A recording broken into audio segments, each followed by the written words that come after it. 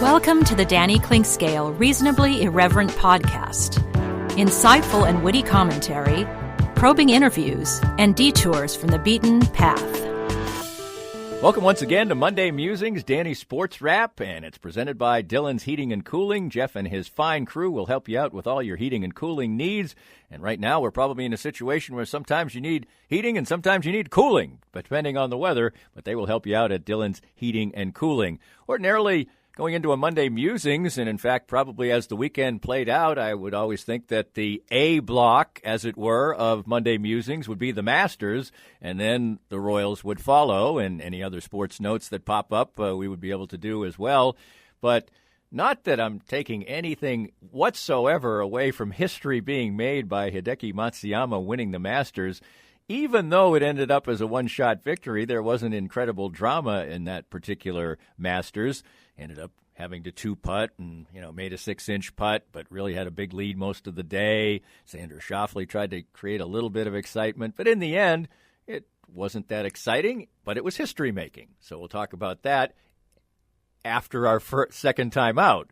But the Royals did make some news yesterday with a feel-good win, a win that I think was really timely for them. They haven't been playing great baseball in my estimation. They won a couple of lively games early on in come-from-behind fashion, but there have been a lot of issues, and not that they played really spotless baseball again. We'll talk about a couple of the issues that went on, but they get the win in extra innings 4-3 over the Nemesis White Sox, and that is a feel-good thing on this Monday. Those are a couple of things we'll talk about, maybe another note or two on Monday Musings, Danny SportsWrap, right here on the Reasonably Irreverent podcast on your Monday.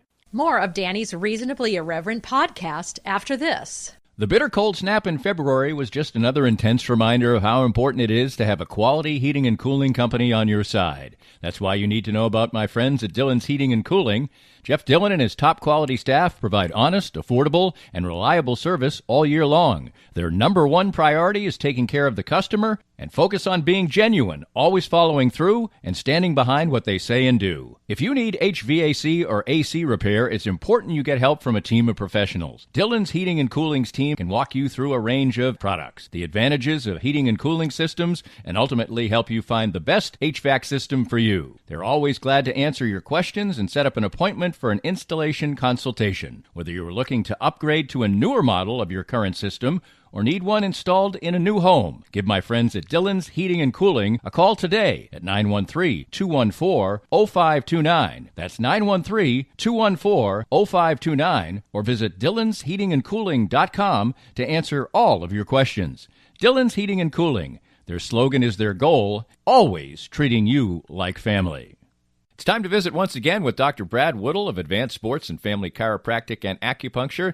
And Dr. Brad, your group has reached a significant milestone in receiving a prestigious award. Danny, we've been honored for the 10th year in a row to receive the 5-Star Service Award from Integrity Doctors. And what this means is that all of our offices throughout Kansas City have made sure to give people excellent chiropractic and acupuncture care, be on time, and do a very complete and thorough job, and have great responses back from patients. I know firsthand because I was just treated, for instance, today by you. You have a wide range of fantastic services. Absolutely. Chiropractic, acupuncture, physiotherapies, rehab, anything that you need to keep you well in bones, muscles, joints, and nerves. And I can't say how much it's benefited me in the time I've coming here, upwards of 2 years. My back has improved 100%. And you can have that same kind of treatment too. For more information and your chance for a healthier way of life, visit asfca.com/Danny today.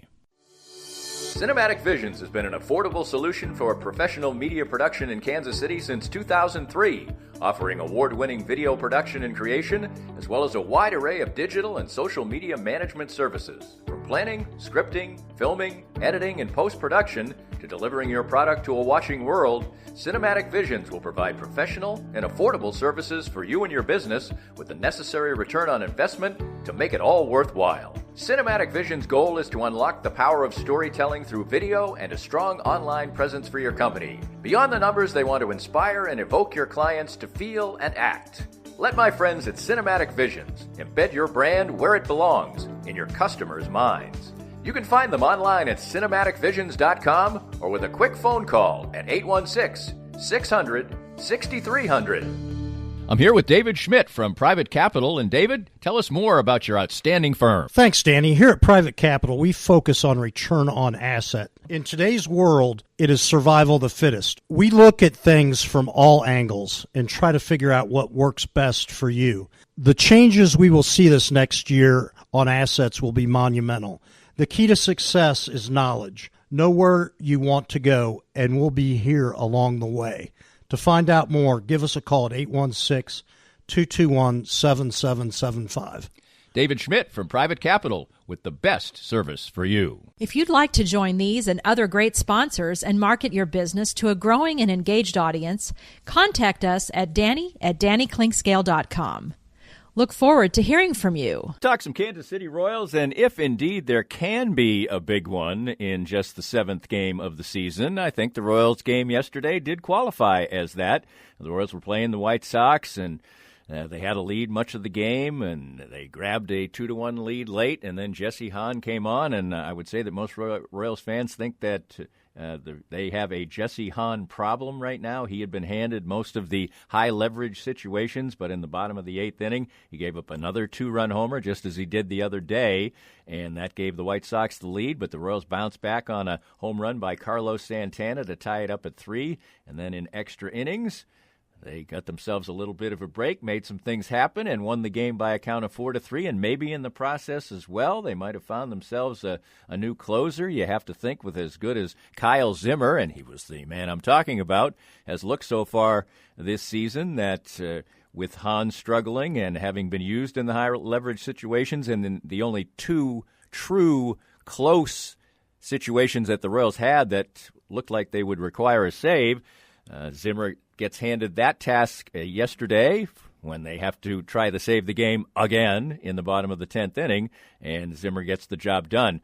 The Royals, of course, you get the man put on second base. They advance him over with a bunt, and then they got a little kiss from Garrett Crochet, the pitcher of the White Sox. The Royals not only bunted the runner over to third, they tried to squeeze him home. It was a pretty easy play for the pitcher, and he spiked the throw right into the ground. The Royals score the run, and they eventually, with Zimmer doing the job, get the win by a count of 4-3. It's the difference between the Royals being under 500 and the talk being, as I was asked Friday on Soren Petro's show, the program, whether they'd ever be over 500 again, and also sort of slumping after the initial part of the season, having several games where they hadn't scored very many runs at all, and I think a sour taste in their mouth, especially because they hadn't played in a couple days. They had the scheduled off day on Friday, and then they had the rain out on Saturday. The White Sox gave them all kinds of trouble last year. They only won one game against the White Sox last year, and they get this victory, and I'd have to say it qualifies as a feel-good victory. Another problem the Royals have had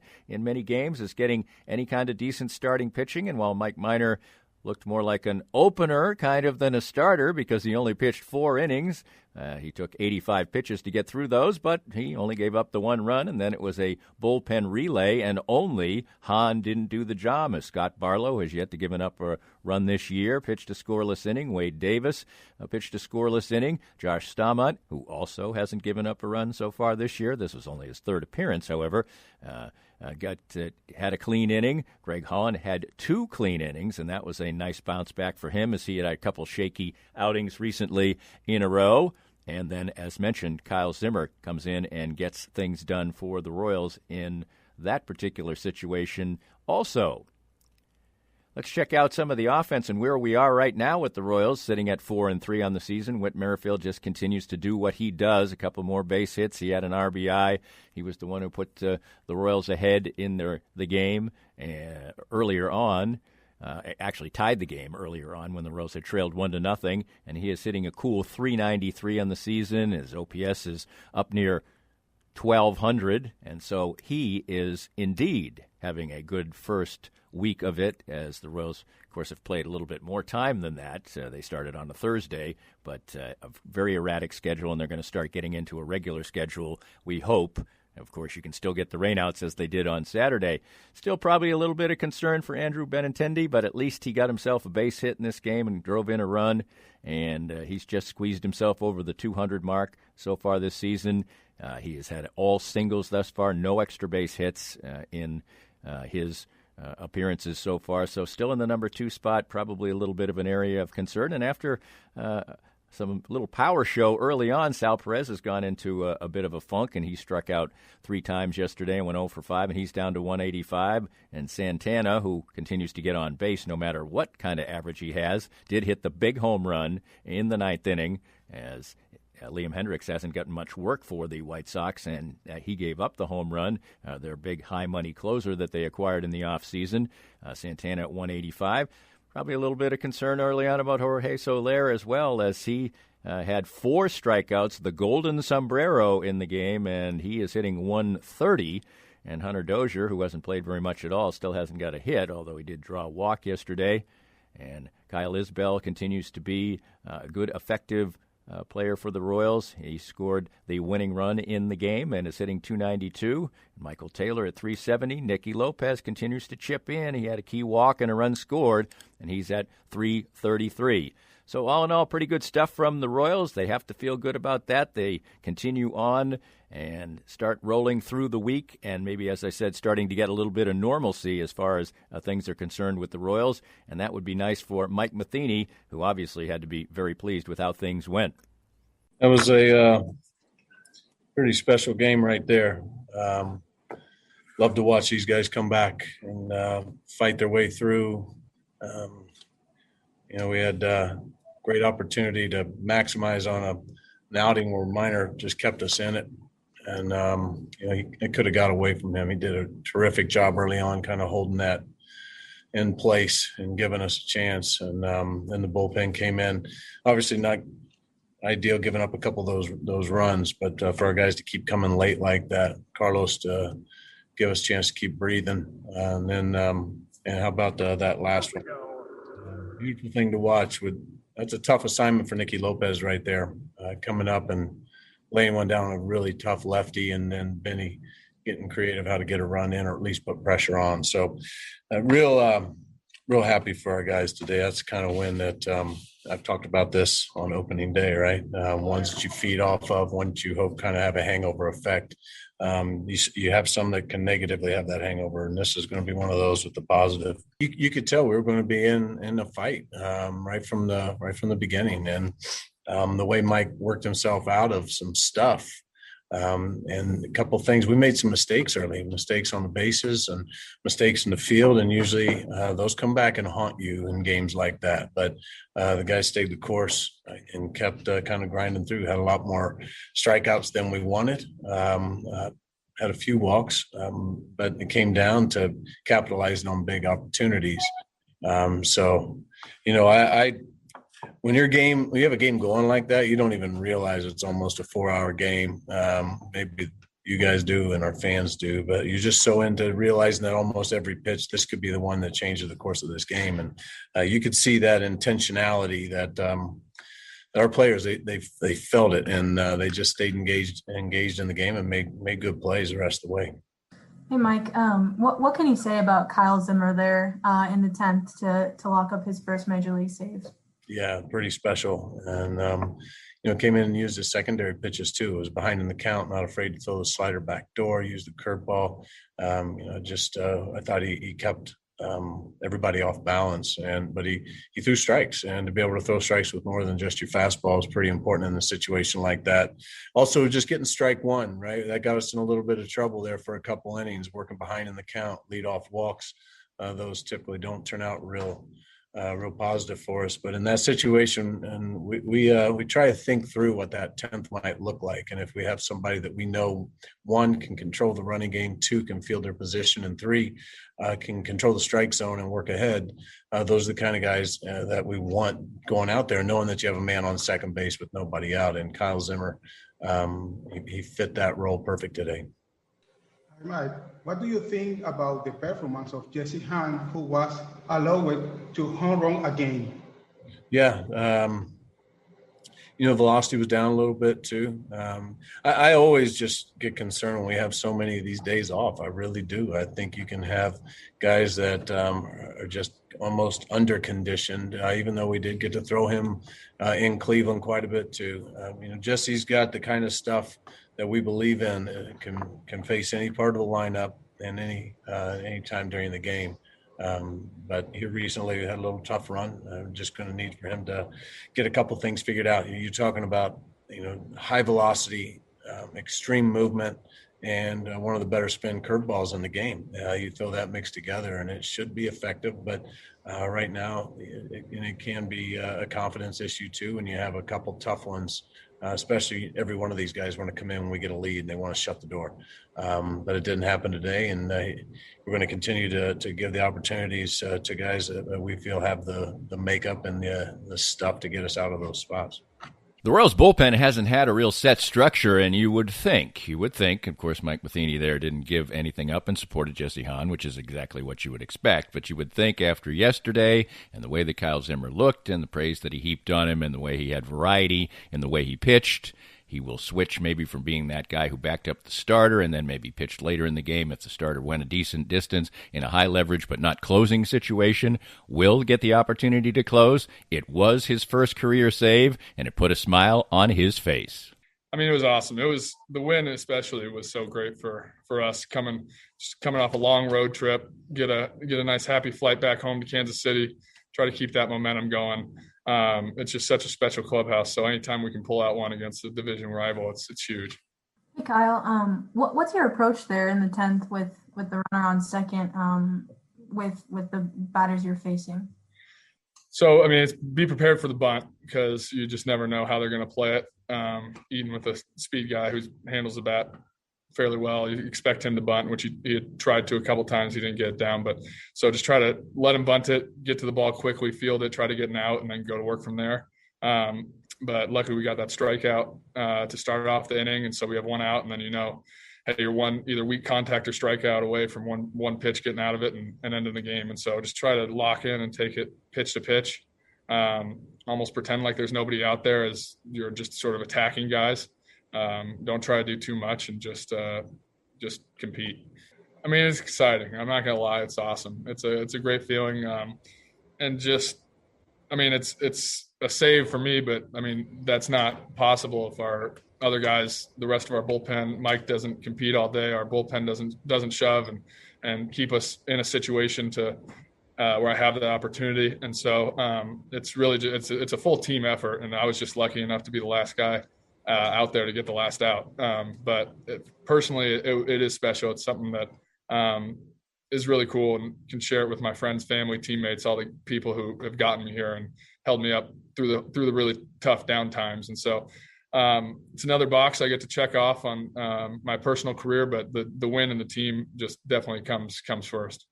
So I got loose early in the game. Mike battled his way out of it and got us through 4 solid innings. And so I knew that there was still a chance I could pitch at any time. And so I just try to stay mentally locked in from pitch 1 until the last out of the game is made. And as the game started to progress and develop, and I knew that our hitters are never out of the game. And so just try to stay locked in and wait for the phone to ring. And if it's your name, you just go and get them. And I just try to treat it every outing, whether it's a 12-0 game or a 3-2 or 4-3 game, the exact same. You just try to take every single pitch by pitch, at bat by at bat, and just control my breathing, stay in the moment, don't let it get too big, and just do what we work and train to do. And just go out there and compete and see what happens. Well, what happened was a good thing yesterday, and the Royals will try to parlay that into a good homestand as they sit above 500 at 4-3. 10-game homestand starts with the Los Angeles Angels of Anaheim, or whatever the heck they're called these days, but they come to town playing pretty good baseball, and the Royals will start that 10-game homestand and do it with Brady Singer on the mound and looking for improvement from him after a crazy start where he kind of looked like Nuke Lelouch the last time out. That comes up tonight as the Royals start the 10-game homestand. The Masters was historic. It wasn't necessarily dramatic. We'll check in on that and rather crazy boxing story as well. That and more coming up straight ahead on Monday Musings. Danny Sports Wrap. It is brought to you by Dillon's Heating and Cooling. More of Danny's Reasonably Irreverent podcast after this. I'm here with Joe Spiker, owner of Easton Roofing, and boy, we had to negotiate a million things in 2020, but Easton Roofing navigated them all. As 2021 rolls out, what should we expect this coming storm season? Well, Danny, it'll be the same thing as it is every year. The storms come, and you've got the guys out knocking on doors offering quote-unquote free inspections.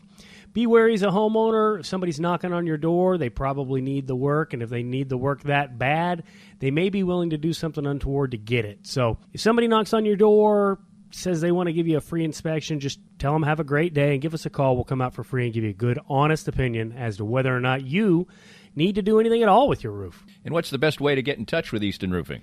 You can always find us online at eastonroofing.com or give us a call at 913-257-5426. Easton Roofing. Integrity matters.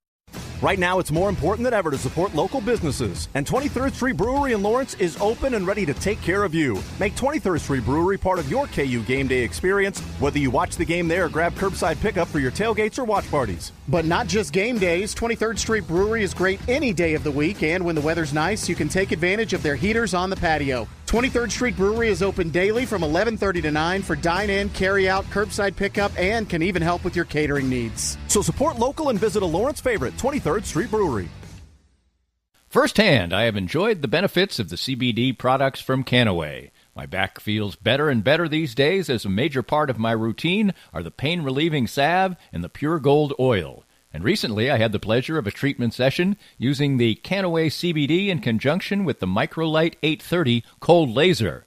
The non-invasive treatment session worked wonders, and I could barely tell I was even being touched. TML 830 is the first 3B cold laser to get FDA approval, and in addition, the combination treatment with CBD is patent pending. The new Smart Laser is the only hands-free cold laser in the world and is used by athletic trainers, chiropractors, MDs, physical therapists, and veterinarians everywhere. You can learn more about all the great benefits from the complete line of Canaway CBD products by contacting my friend Sherry McCants at 515-208-6312.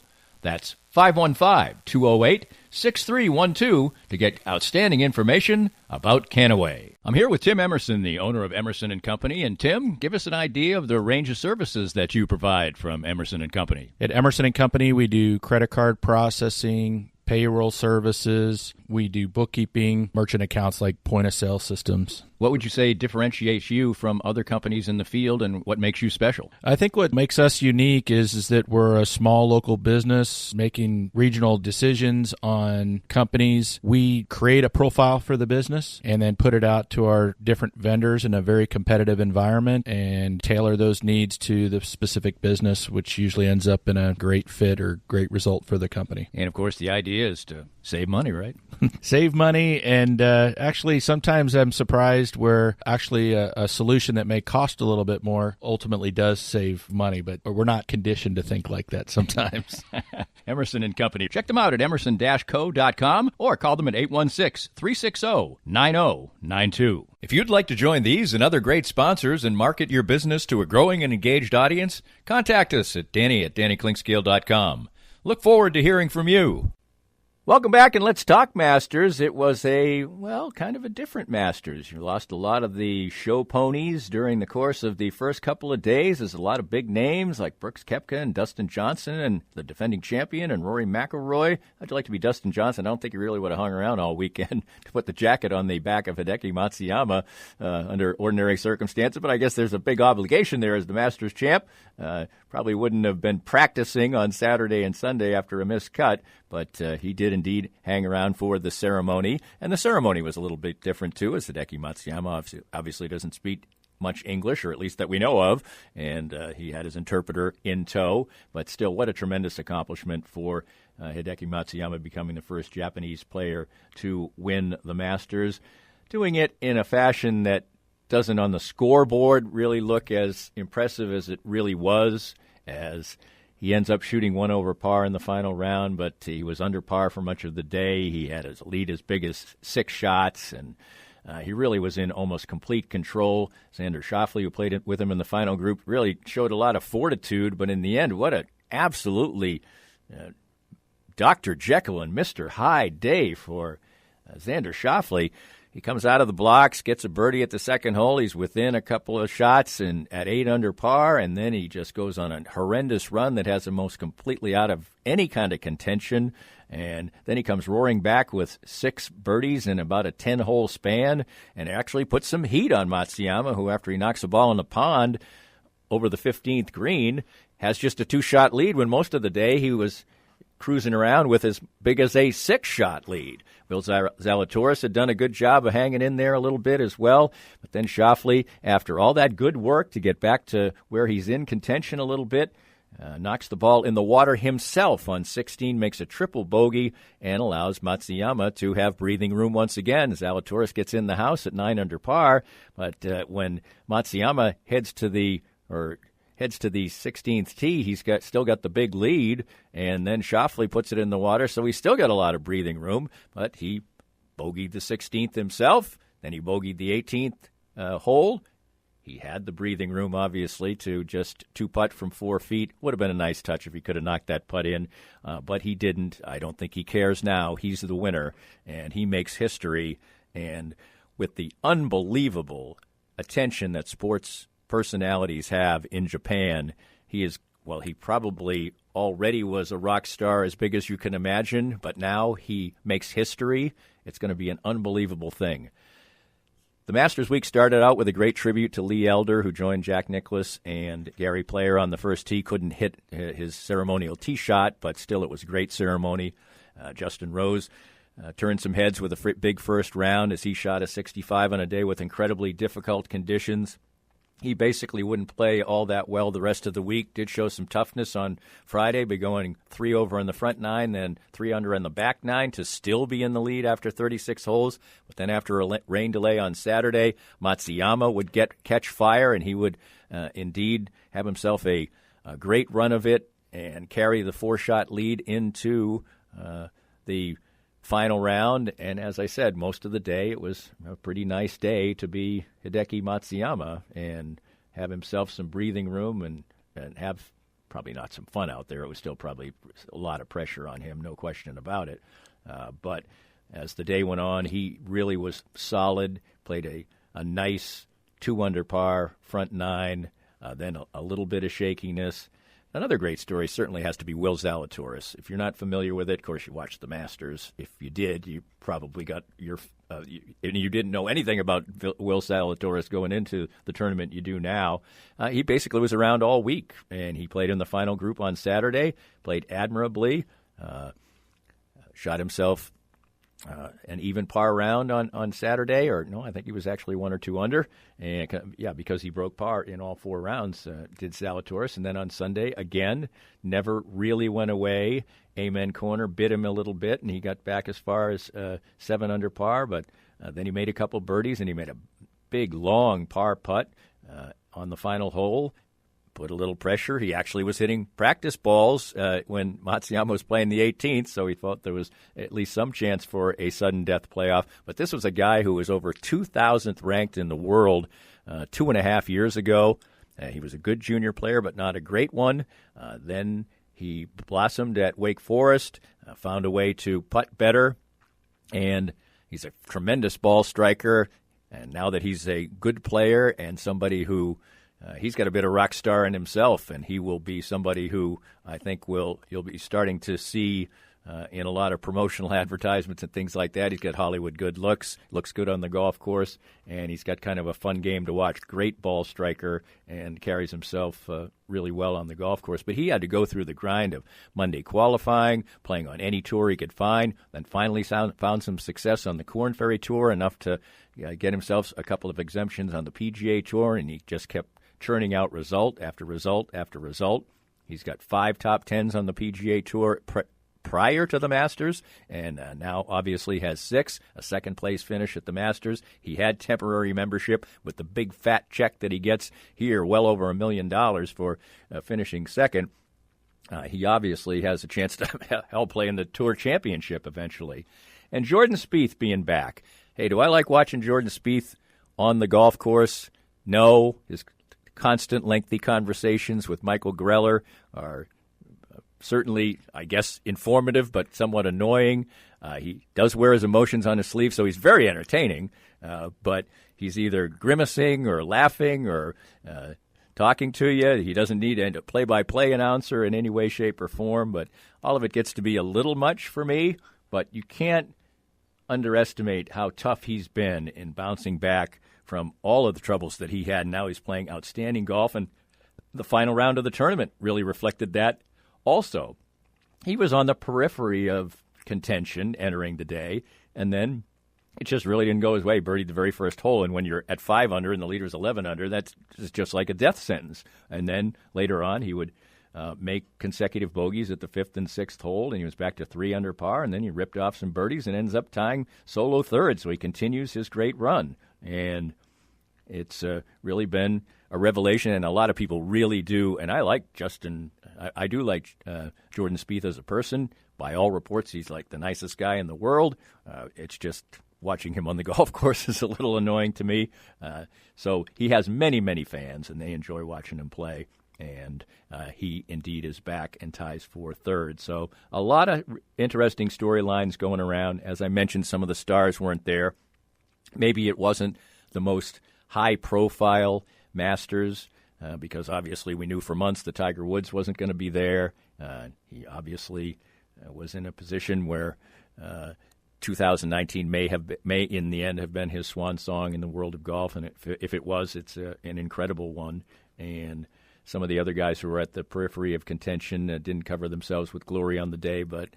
And so I don't know if it ended up being what you would call a quote-unquote sexy Masters, but in the end it will be very much an historic Masters as Hideki Matsuyama becomes the first Japanese player and just the second Asian player to win a major championship of any kind. And, of course, he makes it the Masters.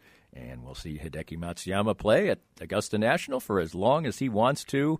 And he will have the ultimate star status that you can ever imagine in his home country of Japan. There are people estimating today that it'll be worth over $1 billion over the course of a lifetime for Matsuyama, who already is a rich man. But we talk about things in those terms in the world of sports right now, and we talk about those things in the world of boxing as well. I think this is a story maybe to wrap things up of the insatiable appetite for celebrity in our country as another boxing legend stepping back into the ring. Evander Holyfield will fight Kevin McBride in an exhibition on June 5th.